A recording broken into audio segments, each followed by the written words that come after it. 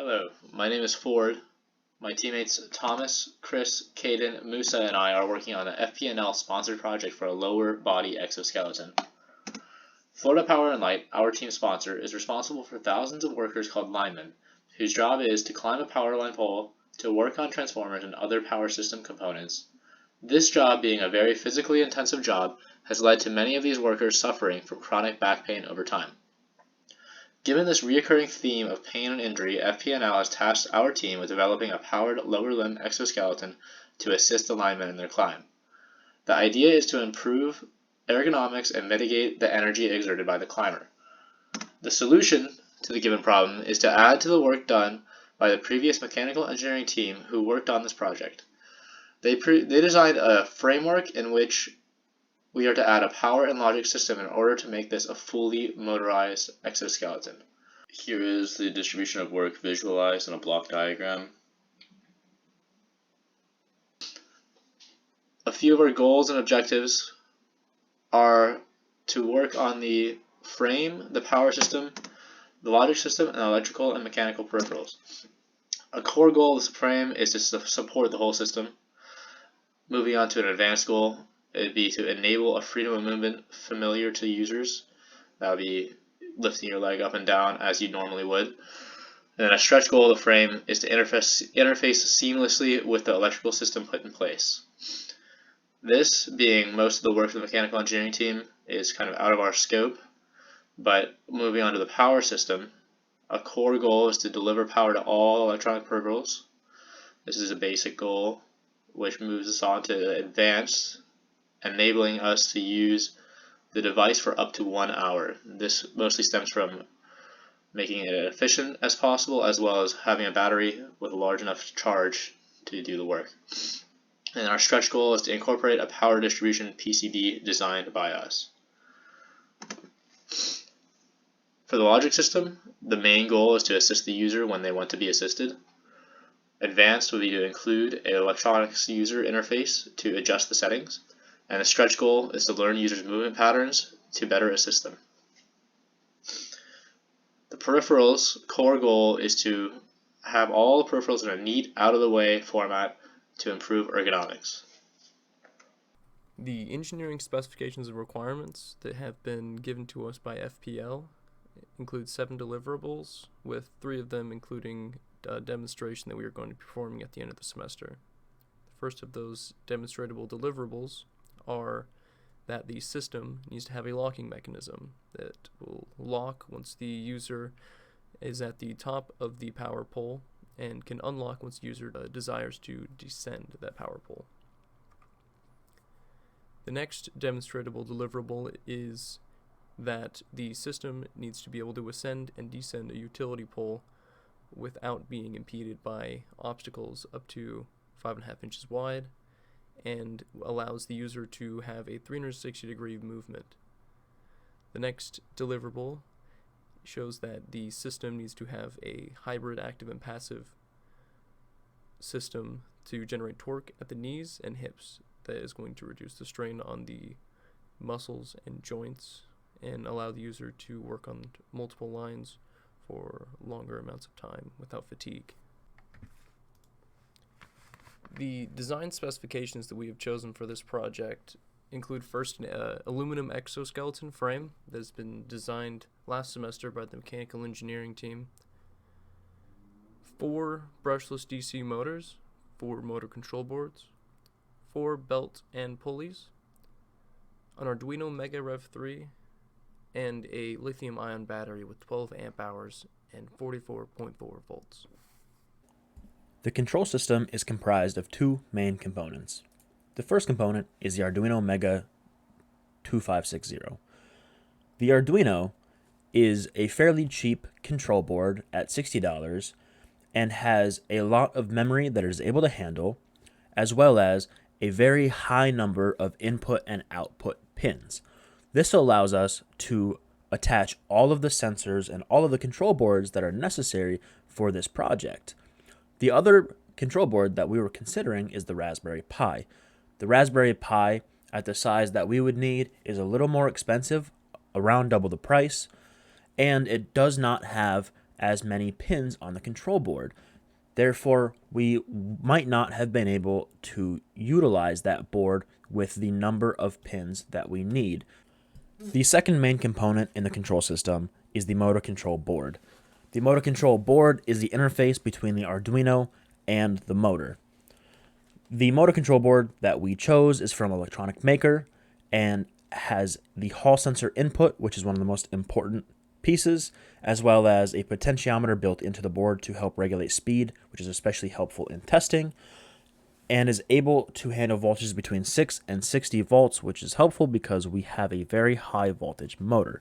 It also has standard heatsink and a very small compact design, as well as protection from any over temperature if this system heats up. There were two other boards that were in consideration. The first was the Flipski electric speed controller, which is designed for an electric skateboard. This is a very robust control board that has many interfaces, high current, and high voltage ratings. However, this board is very expensive, almost around 6 times what the board we decided was, and has a lot of unnecessary components that we just did not need to spend the money on just to not use. The other board is a much smaller and very similar to the one that we chose. The two main issues that we had with this board is that the board is around twice the size, and we are trying to keep this as compact as possible in the exoskeleton, as well as it does not have any input for the Hall sensor, and the Hall sensor input is one of the most important sensor readings that we need to be able to read in order to run the exoskeleton correctly. In this section, we are going to be discussing the electronic and mechanical peripherals of the exoskeleton, with the first of those being an electric motor. The electric motor that we have chosen is a brushless DC motor, which utilizes a Hall sensor, and that's going to provide the torque at the knee and hip joint. The type of brushless DC motor that we have chosen is the Flipski brushless DC motor, and that motor is used for electric longboard enthusiasts. This, we have seen, has the best blend of torque and speed compared to the two other motors that we have decided between. Since it is used by electric longboard enthusiasts, this motor is mass-produced, so it reduces the cost and increases the ability to find parts for it. Speaking of those parts, the motor pulley system we are integrating with the fact that the motor is for an electric longboard. This motor pulley system is going to direct power onto each of the joints and utilize a gear ratio to amplify the torque from the motor to the joint. We are going to be using a belt and pulley because they are durable and they are much easier to replace than something such as a bevel gear or any kind of gearbox. The pulleys that is coming from the motor is going to fit directly onto the motor shaft due to them being manufactured specifically for them. There's a model on the bottom of it showing how we are going to integrate the motor and the pulley onto the leg of the exoskeleton. Now, the aluminum exoskeleton frame that we are going to be using is the one made by the mechanical engineering team last semester, and this is going to be made of aluminum 6061, and it includes a backplate, hip joint, knee joint, and a plate to attach to the feet. Each of the joints has a modular length to incorporate for different heights. Hip joints are made from a milled billet 6061 aluminum and are comprised of two pieces that form a rotating joint. For the hip joint, there is a hinge mechanism that allows for a full range of rotation in the interior-posterior direction. There is also a ball and socket that allows for a limited motion in the medial, lateral, and superior-inferior directions. A mechanical locking mechanism will be incorporated within the frame. This must be mechanical to promote safety and provide a fail-safe if the electric components fail. This function can also be utilized as a way to lock the exoskeleton into a sitting position. One of the possible sensors that can be attached to the motors is the Hall effect sensor. A Hall effect sensor is a magnetic field sensor that works using the principle that when a wire with current going through is acted upon by a magnetic field, it will produce positive or negative voltage depending on the side. These sensors are either mounted to the stator or the rotor and are used to detect when a rotor has passed and if it is a positive or negative charge. Although this does not give the exact position a motor has turned to, it does allow for the motor to know which stator is supposed to be powered and will continue to provide power to that stator to overcome the stall torque faster than if there was not a Hall sensor. Another advantage is that the Hall sensors are cheap and are built into some motors. So if there is only the need for approximate positional sensing, the Hall sensor is superior. Optical encoders are the large, more precise sensor that can be integrated into a brushless DC motor. An optical encoder consists of a circular disc connected to a rotating shaft of the motor. Below the disc is an optical sensor that picks up the light as it pulses and goes through the transparent part of the disc. Using the signal of the optical sensor, the optical encoder can detect the rotational speed of the motor. Since the motor software has precise knowledge of the speed the shaft is moving, it can track where the shaft is located in degrees. This method requires more space than a Hall sensor, but provides a significantly more accurate reading. A Hall sensor is the cheapest and most space-efficient option between the two and would allow the motor control board and the software to have enough of an idea where the motor is turned to that it can provide the stall torque we need. We decided not to include an optical sensor due to the higher cost and space requirements and the fact that we will be able to use other sensors to know where the leg is extended to instead of needing to invest in an optical sensor. The accelerometer sensor is a superior choice over the sensor options. This is due to their exceptional versatility and accuracy in detecting movement, providing a comprehensive understanding of the overall body movements of the wearer, as opposed to SEMG sensors, which only monitor muscle activity. Accelerometers offer a more holistic perspective, which can be utilized to regulate the movements of the exoskeleton and sustain the wearer in an appropriate posture while climbing. Moreover, accelerometers possess the capability of detecting movement in 3 dimensions, thus presenting a comprehensive picture of the wearer's motion compared to load or pressure sensors. These sensors measure force and pressure respectively, may fall short in capturing the intricate movements and orientations imperative for safe and efficient climbing. In addition, accelerometers are renowned for their compact size, lightweight, and low power consumption, rendering them highly suitable for use in wearable exoskeleton suits. Their fast and responsive time and ability to accurately track rapid movements further ensure that the exoskeleton can promptly react to the wearer's movements and provide the required support.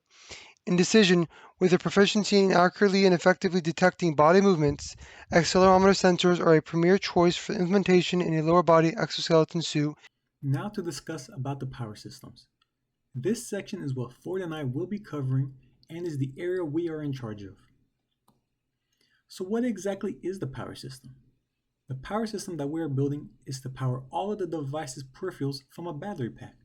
It is our job to make sure that there is enough power coming from the battery that the components such as the motor, control board, and accelerometer can work properly. We want to ensure that the exoskeleton receives enough power so that it can operate to its fullest potential. As you will see in the future slides presented by Ford, we made sure to have the power system be one of the most important parts of this build. If the power system is not working properly, or there is some sort of malfunction, this can cause some serious harm or be a potential danger to the user. Because of this, the design we have made is the best when it comes to user safety, in our opinion.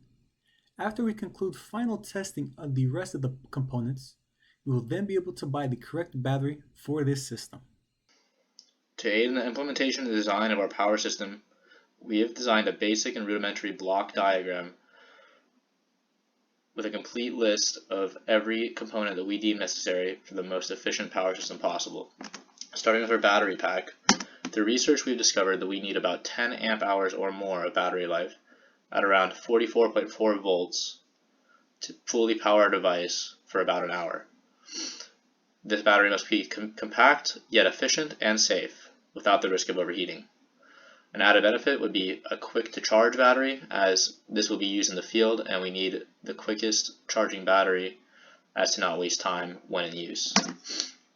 Next up we have the Arduino. This is the brains of our system. Most of the power will be directed through the Arduino and onward to the sensors and the motors. This will be the logic system that really controls most, if not all, of the device's functions. accelerometer and/or sensor is the most important device when considering the user. The user will rely on the sensor to both engage and disengage the motor as the user sees fit. If it does not work as intended, the user could end up injured or in danger.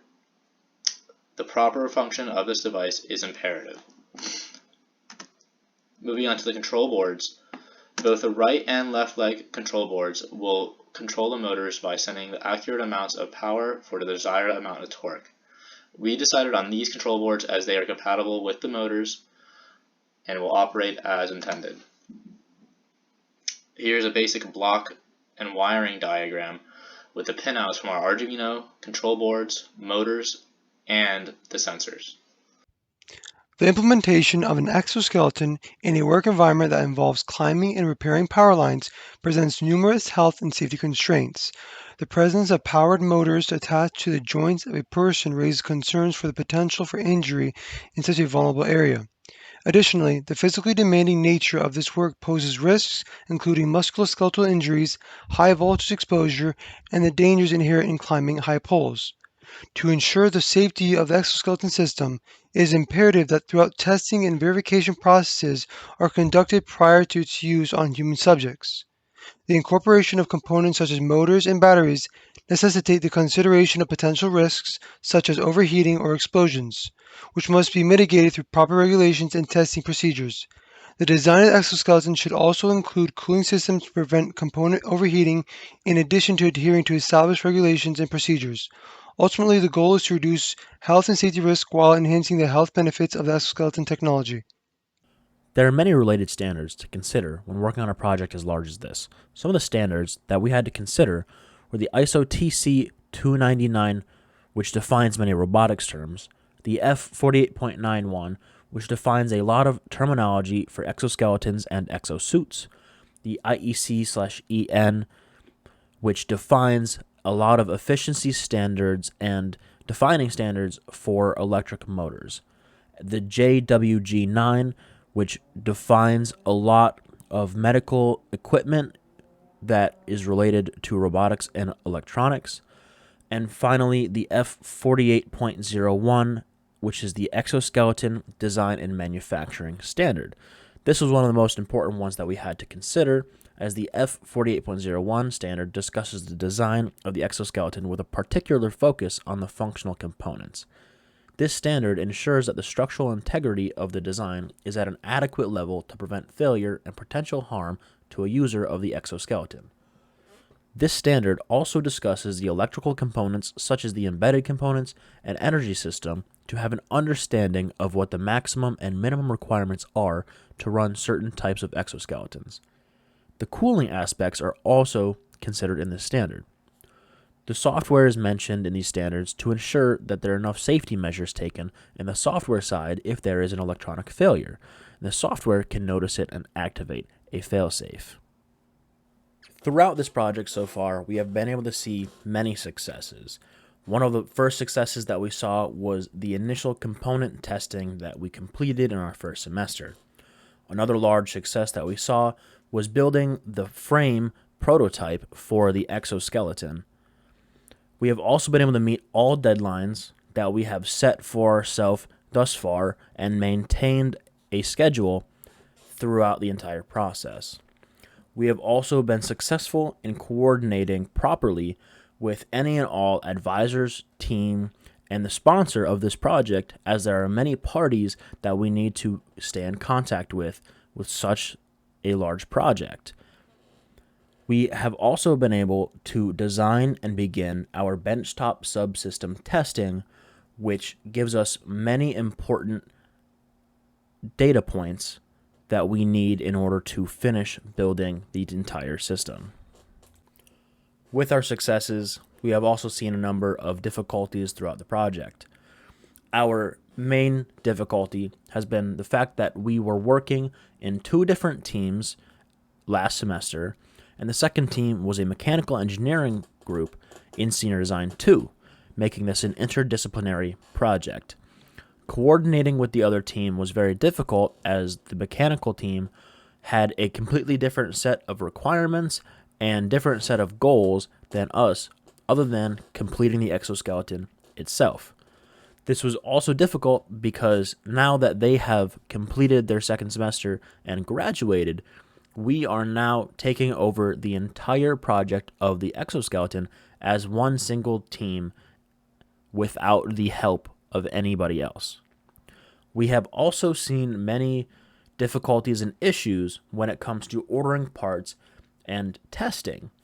We have seen issues both due to the supply chain, such as not being able to get materials in time to finish a build, and budgeting, as there are many different pools that we need to consider when looking at our budget, such as the sponsor, the mechanical, and the electrical side.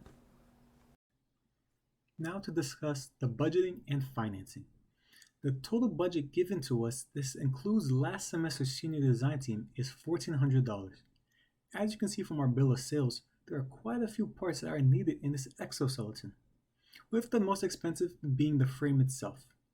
We have 2 pages worth of purchasing, and the total thus far is $736.52. With the total price being a little bit more than half, there is plenty of leftover that we can use if needed in the future. Our current progress right now is to finish assembling the power system and the testing of the subsystems, have the exoskeleton fully integrated and testing of its entirety, and continued preparation of the assignments due for this class. Now, these are some of the biggest deadlines for this course that we have, with its respective finish date and planned start date. As you can see, most of our planned start date is to finish 2 weeks before the official due date for minor errors and things that needs fixing. After the completion of this CDR, we will begin preparing for the middle term demonstration and having a working exoskeleton that will help linemen relieve stress from the body and assist in their efforts empowering America. For our work distribution table, as you can see, everyone here has a vital part when it comes to building this exoskeleton. We made sure to have 2 people on the power system, as that can be one of the most crucial if not done properly. Overall, even though everyone has their own part to play, at the end of the day, we are all still working together to make sure that everyone is progressing well and that deadlines are being met without cutting corners and delivering the best results possible. For our final slide, this is our progress. As you can see, we practically have our research finalized. The reason it is not 100% done is because we feel that there is always something new to be learned and are making sure to have the full picture painted before putting it away. Our design is about 75% finished with plans to be completed in the coming weeks. The prototype and testing is the final phase of this build, so naturally it is the least amount finished. By the end of this semester, that will all be completed and 100%. But as of right now, our overall score of completion is about 60% finished, and we feel that that is a fair number to be at currently, but we are striving every day to increase that number. And so to conclude this presentation, are there any questions?